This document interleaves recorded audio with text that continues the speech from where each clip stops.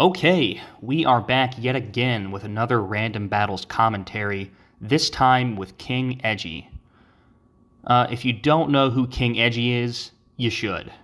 He is one of the best in the world, deserves the king in his name, global elite for sure, Illuminati status. He is the kind of guy who wakes up in the morning and says, I feel like being on the top of the ladder today, and then just goes and does it. And not only does he do it, he also records himself doing it to flex on the ops, and then uploads it to a series of himself doing it, which you can check out in the pinned comment below. Edgy actually appeared as an Easter egg in my Gen 1 strategy guide video because I think his channel does a great job of showcasing the orthodox style of play, which, as we've established before, is the core play style of randoms. Anyway, this match was very convenient because I needed a strong sparring partner to prepare me for my next match, which was the bronze medal match in the Random Battle Masters tournament, which I did take and made it into the Random Battles Hall of Fame, which is pretty awesome, not gonna lie. So, thank you, King. This is a very interesting set because you can see the dichotomy in our play styles if you were to compare our channels side by side. Though we're both aware of and know how to play all strategies, every player has a choice in how they play, which is about as meta as it gets in the meta. So Edgy is a very micro-analytical player, meaning that he focuses more on play-by-plays and has a higher propensity to mitigate damage, where I am a very macro-analytical player, meaning I focus more on the overall sequence of the game, and I have a higher propensity to take risks. And those aren't mutually exclusive, so mitigating damage and focusing on play-by-plays doesn't mean you're a micro-analytical player, and having a propensity to take risks doesn't mean you're a macro-analytical player. Those are kind of two separate qualities that we both possess as players and that we're both kind of actually anticipating in our matches together. So anyway, that's enough for the expose. Let's go ahead and get into the match. Okay, so I have Clefable, Scyther, Cubone, Ammonite, Persian, and Ponyta. So let's try to remember those, and let me also try to remember those. Okay. So we're gonna start Clefable Nidoking, and I don't know what he's gonna do with this Nidoking right away. Some players like to save their ground, and Nidoking's very fast ground. He's 199. So I'm gonna take a safe play and just go for the Blizzard, and to my surprise, he keeps it in. And now I'm kind of scared. I'm kind of having a small inference that if he's, willing to eat a Blizzard with the Nidoking, his team might be pretty good. So he is going to take a Blizzard, and then I make a crazy move here. I need to be clinically evaluated after this play that I make. I made it, and then I, immediately regretted my decision. I was like, I'm so stupid. I should not be trying this. I should not be trying this crap against King Edgy. I'm going to just get bodied after this move. So I actually decide to go for suicide bait here, which, as we've discussed in the strategy guide, is a very high-risk play. And I took a lot of consideration making this move, and I was stuck because I really like Clefable. So let's think about my team. Clefable, Cubone, Scyther, Persian, Ammonite, and Ponyta. Clefable is the only thing I have that knows Thunder Wave. And Clefable is also very chonky, and it can't get paralyzed by Body Slam, so it's pretty good. Additionally, I have Scyther, which could be completely useless, and Cubone has some use, but Cubone is weak to special attacks, and I wanna save my fast Pokemon, and it's ironic that I say that because Edgy says that in his video. So we'll circle back to that later. But just by thinking about my team build and the sequencing of my team, I ultimately decide to go Scyther right here because I see that he's doing Earthquake, and I think he's going to do it again. So I want to jump over the Earthquake, and 1 slash will kill this Nidoking. And I also, I mean, I wouldn't call it an added benefit, but I do want to test the waters and know how screwed I am. And if I am, like if he does pop something that walls my Scyther, I'm at the very beginning of the game, so I'm at a point where I can get rid of my Scyther early. And then he won't keep that wall around, or at least he won't feel compelled to. So right away, I'm putting myself in a situation and giving myself an immediate disadvantage, hoping to gain the advantage back later on in the game, and it's just very risky. But I ultimately decided to do it because I don't want to sack Clefable. Like, I don't think I have any status mons. Yeah, I don't have any status mons, so I just have so much PTSD from all the randoms games I had where I like roll a team that's just really lopsided and I just get lazy and say, screw it. I don't want to show anything else, so I'll just like let this good mon die and hope for the best. Because that's really hit or miss. That is really hit or miss, like hoping that your opponent's team build is like weak to yours and just like letting kind of your overall spreaders and hard hitters bite it just because you're trying to be conservative. So I ultimately make that play here, and I do send in the Scyther, and he misses that, and he's gonna let me know. He's gonna let me know. He's like, nah, no sir, I have Rhyhorn. So I did prod him into showing that, and now I know. I mean, it's not looking good, but I do know, and King Edgy doesn't know right now, but I actually want to die.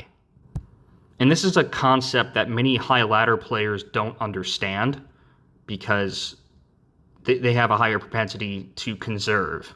So, but I actually do want to die right here. And that really makes him go bananas. He can't compute my absolute stupidity. So I'm like using a combination of suicide bait and stupid mode, and it ends up working out for me. And I think I avoid a bad end game by doing what I do here. So he's gonna say, all right, Keegan, I'll give you the benefit of the doubt. I think you're smarter than this. So he's gonna go Earthquake because he's anticipating a switch, right? And I'm just gonna slash away at this Rhyhorn. I don't even care. Kill me. I don't even care. And he's really anticipatory. So he just says screw it right there. And he's going to get that Substitute up because Substitute is just really mean on Rhyhorn. And I don't like to see that. So this is the point in the game where I think he just knows I'm committing this Scyther. So I think the jig's up. He's going to Rock Slide me now. And I got to get rid of the Substitute. So I see a good opportunity to 6 ground types. Understandable. Yeah. Anyway, so I put in Cubone. Oh, and by the way, guys, if you watch my last video, I did have Ignore Opponents on. I must have had it on for like 2 weeks. So if you saw me on ladder, I wasn't ignoring you. I just didn't realize that it stayed on after your session terminated. So I thought he was saying nothing this whole match, but he was, and I figured it out in the next match. So I go Cubone here, and I have to get rid of this Substitute because it's a problem, and I eat the Rock Slide pretty well. He's going to Earthquake me back. Is he expecting something different? No, I just think he wanted the damage. I think he's going to jump out here, though. Yeah, he goes to Seadra.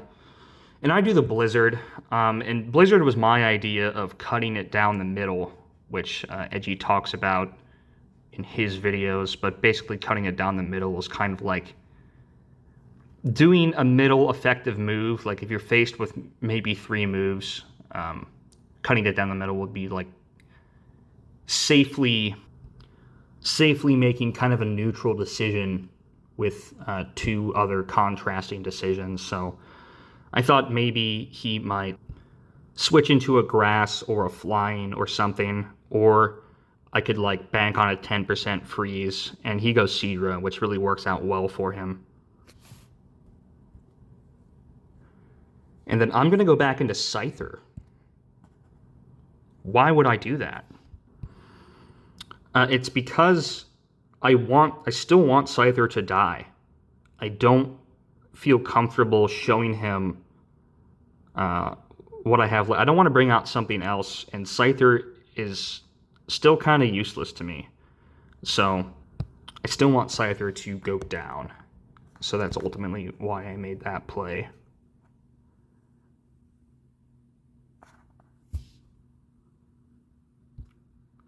And I go back to Clefable here, and I think I'm trying to scare him with the Thunderbolt. I can't quite remember. Because Primeape, oh, it was a Body Slam. Yeah, so why Body Slam? I think I was also cutting it down the middle there, too. Because I was trying to scare him out with the Thunderbolt, and I was hoping to just Body Slam something. I didn't get the paralysis on that, but I think that was the right call. He's going to go Primeape. And that's a tough spot for me, because Primeape can know counter. And he also knows submission.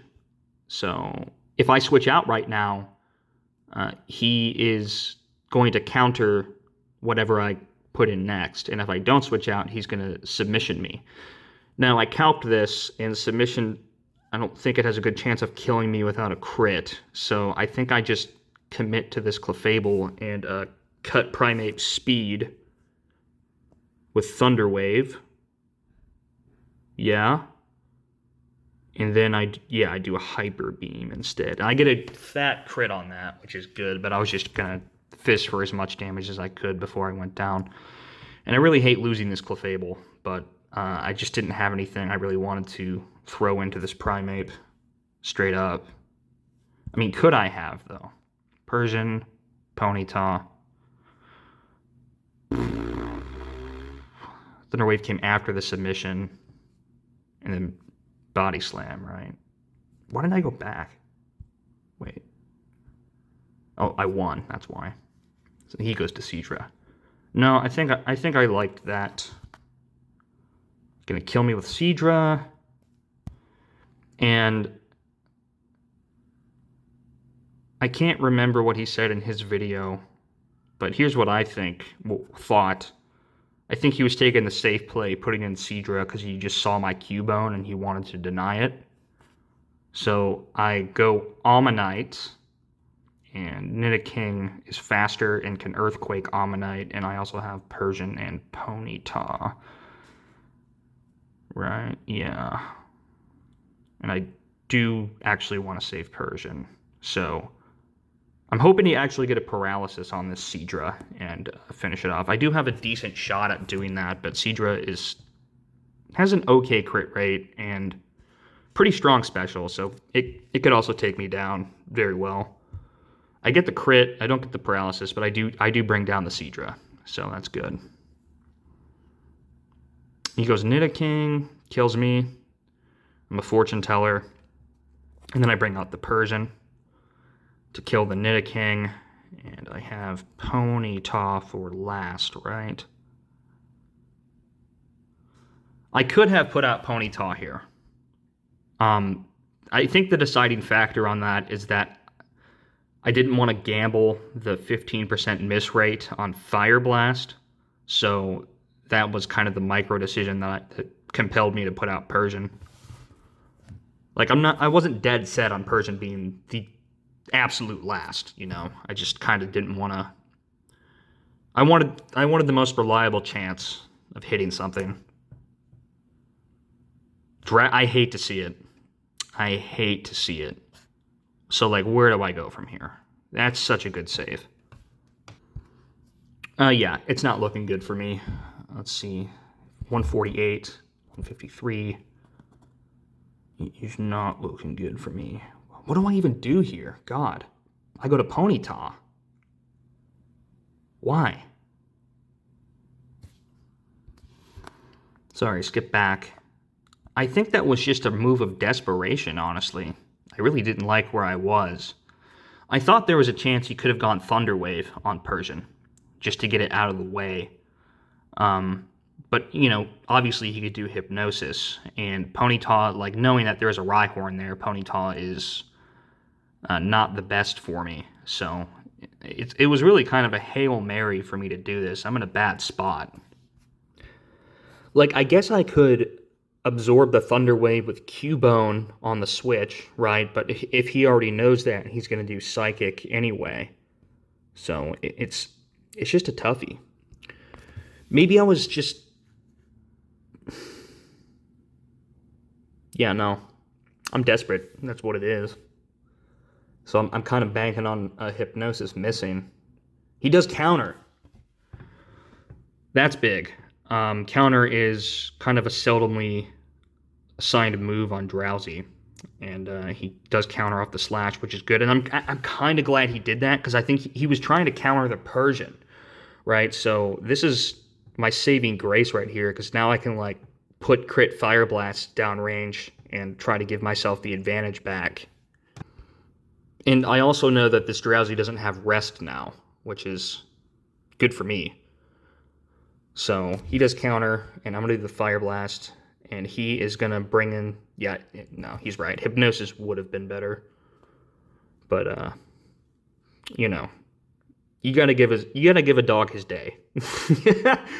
So he goes Rhyhorn, and I just better not miss this next Fire Blast. Because, oh no. Oh, no. The game, that could have gone so well for me. I was about to get my momentum back. And yeah, he's just going to kill me now, so pretty sure I bring in Cubone here. Yeah. Which is good, because Drowsy can't paralyze me, so he's going to be forced to either use Psychic or Submission. Not Hypnosis, I'm sorry. Psychic or Hypnosis. So, if I can get at least one Earthquake off in this Drowsy, I think he's in Hyper Beam range on my Persian, which isn't good, because I don't know what his last is, but it's, like, better than being asleep. So, gonna leave it at that. And he misses it. Pop off an Earthquake. He misses again. I love it. Do it again. Miss again. Nah, he gets that. But I'm not worried about dying at this point, because he's in range, and I can bring in a fresh Persian for a finish. I get to wake up too. God, that sucks. Show me what you've got. I am anticipating. Very scared. He's got the Rat. He goes for the freeze, doesn't get it, and I pull it out, bring it home. Love to see it. All right, so that is match 1, and we are going to jump to match 2. And a quick aside on the last match before we get into this one. I think in Edgy's release, he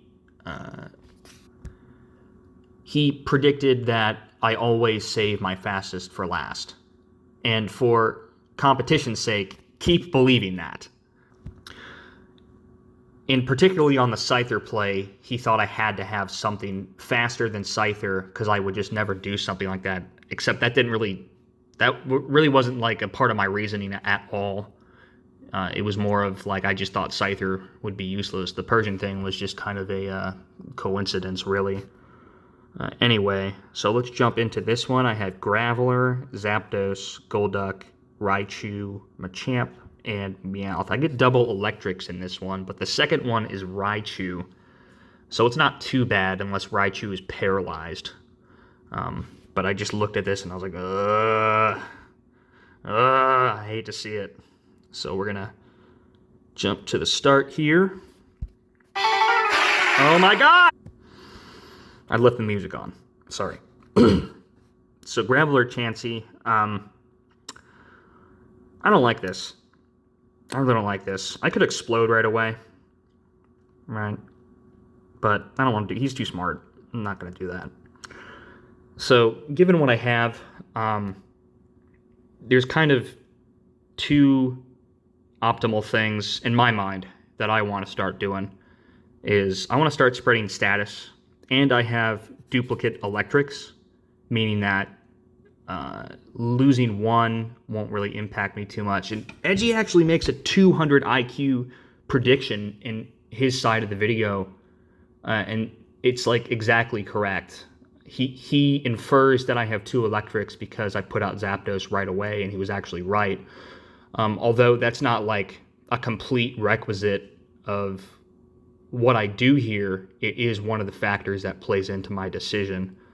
And the third factor is that I'm actually using the exact same strategy I did last game, which was also kind of controversial because I'm like, oh, dude, I already did this one. Like, he might know. So I'm really doing like a free-fold thing that I'm trying to like give myself odds on is status. I have a duplicate, and I'm also suicide baiting, and I'm trying to bait him into showing something or not showing something. So it is, again, kind of a risky play, but not quite as risky as last time. Or maybe twice as risky if you consider that Raichu can get paralyzed. But anyway, so I go to Zapdos. Even though there's an Ice Beam, he hits the nail on the head, knowing that I don't care about Zapdos dying. So I go right to Zapdos, and he goes to Bulbasaur. I think he wants to maybe save that Chansey, and he wants to get Sleep. And he felt safe on the Graveler, even though the Graveler can explode. Which I see the logic now. Like, he made the correct prediction, and I didn't even think about it. He was willing to sack the Bulbasaur to Graveler, because, spoiler alert, he actually has a better sleeper. So I didn't even consider that. I was more just like chattering my teeth and biting my lip that I was actually doing this stupid strategy again. That I didn't even consider that he threw the Bulbasaur in to get blown up on. And that could have tipped me off that he was comfortable losing it. So, and that is exactly what happens later on. But so we kind of get into this ironically bad matchup right now, and it's like he probably thinks like, how did he know? How did he know I was going Bulbasaur? He has Zapdos now. That's right, dude. I read your mind. But yeah. So I'm just gonna do Drill Peck, and he gets it off on the Zapdos, which is actually kind of okay because I do have 2 electrics, and he goes to Dugong. I go to Golduck to go head-to-head with this Dugong, just kind of hoping that I don't get body slammed to death before I can get off some damage to put him in range for something else. And I think I do try to rest on this Golduck, which would kind of give me an opportunity to see what else he throws in. But I don't end up getting that opportunity because he just slams the crap out of my Golduck, and That's all Golduck does right there. That's all he does. And I'm just gonna die now. Oops. Yep. Okay, I'm dead. So I go Machamp here. I think he's afraid of the submission, so I go Body Slam, safe move. He's gonna go back to Bulbasaur, and I'm gonna kind of make a controversial play and put Zapdos back in because I think he's going to Razor Leaf, and Zapdos is useless to me, so I'm doing a little bit of reverse sequencing right now, and I want to see what he does. I'm fishing him right now, so he's going to go Razor Leaf. I'm taking the chance. I'm going to leave it in. He goes Kangaskhan, so now I know he has 3 things weak to submission at this point. So I'm just going to keep it in and pray. And my prayers are answered. I'm going to go for the Thunder Wave and the Kangaskhan. He's going to block with Bulbasaur. And he had a Rhydon. See, he's getting privy. He's getting wise to my BS right now. He had a Rhydon the whole time, right? Very smart. Very smart. Because I wanted him to pop that earlier. So I knew. So he brings Rhydon in. And I'm like, oh man, jig's up now. But what else do I have? Champ, Meowth. I forgot my other guy already. I hate myself. Raichu. How could I forget Raichu? So I wasn't liking that Rhydon very much. So anyway, he's wise to it. And at this point, I'm just going to go brain dead. I'm going to be clinically insane. Because I actually do want the Zapdos to die, but I think I'm gonna make him have like a mental explosion right now. Because I'm just gonna I don't care. I'm just gonna attack the Rhydon, And he's gonna do Earthquake trying to predict something, and I'm just like, nope. I think he even says in his video, he was like, Keegan would never use the same strategy twice, and I kind of took that into consideration, you know, and I was like, nah, I'm just gonna be lazy right now. I'm just gonna be really stupid, and he ends up going Earthquake 3 times because he thinks I'm mind gaming him. He thinks I am sweating more than I am, which is like another great side of playing stupid against good opponents. So he goes, yeah, he does it again, and I'm just like, no, I swear to God, dude, I'm not switching out. And I think he finally kills me here. But I got half damage in that Rhydon, which is huge. I'm gonna go Machamp because I have good matchups on everything except Bulbasaur that I can see. So I want to deny him, and he's gonna jump off Bulbasaur here. I think. Hate it. Hate it. So dirty. He had there's that second sleeper we were talking about. I was like, oh, you dirty, dirty boy. You lied to me. Yeah, dirty. For sure. So I stacked the grab there, because I think it's the most useless to me. And now I'm in a situation. Right now. I think I'm going to keep it in one more time, because he knows that I know that Venomoth knows Mega Drain. And I think he's going to do it this time, but he doesn't. Calls me on my BS and paralyzes the Raichu. And I namely picked Raichu because this is the good Raichu. This Raichu has agility. And I think that's the best one you can roll in randoms. So I knew I could break out of this potential Stun Spore and do agility. I think I'm going to get the paralysis on this Chansey. And jump back to... No, I go Meowth. Why? I wish I remembered. What's this? Yep. I needed the punching power in this moment. And Chansey could have had counter, but it was just a risk I was willing to take. Because I'm in a bad situation. And I need my bailout button right now. So, I'm going to go ahead and attack the Chansey, and he gets paralyzed there, and I avoid Thunder Wave or counter. Goes Dugong, sensible move. Get the crit body slam with the paralysis on the Meowth. And Kanga. Yep. Yeah. Every video, man. I don't know what's going on. Showdown just knows that I'm a cat guy. I'm a champ.